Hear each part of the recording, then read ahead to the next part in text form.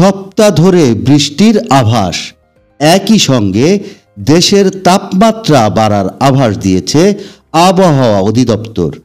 বুধবার রাত থেকে এক সপ্তাহ ধরে বৃষ্টির সম্ভাবনা রয়েছে, যা শীতকালে পরিস্থিতি আরও জটিল করে তুলতে পারে।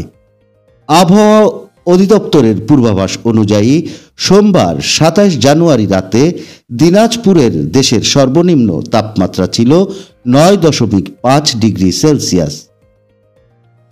একই সময় আবহাওয়াবিদ মোহাম্মদ তরিফুল নেওয়াজ কবির এ তথ্য নিশ্চিত করেন।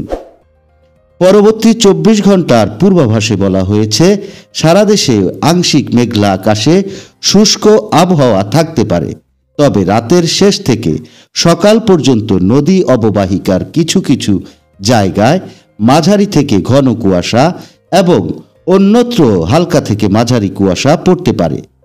এই সময়ে রাতের তাপমাত্রা অপরিবর্তিত থাকবে, তবে দিনের তাপমাত্রা সামান্য বৃদ্ধি পেতে পারে। বর্ধিত ৫ দিনের পূর্বাভাসে বলা হয়েছে, দেশের উত্তর পূর্বাঞ্চলে হালকা বৃষ্টি বা গুঁড়ি গুঁড়ি বৃষ্টি অব্যাহত থাকতে পারে।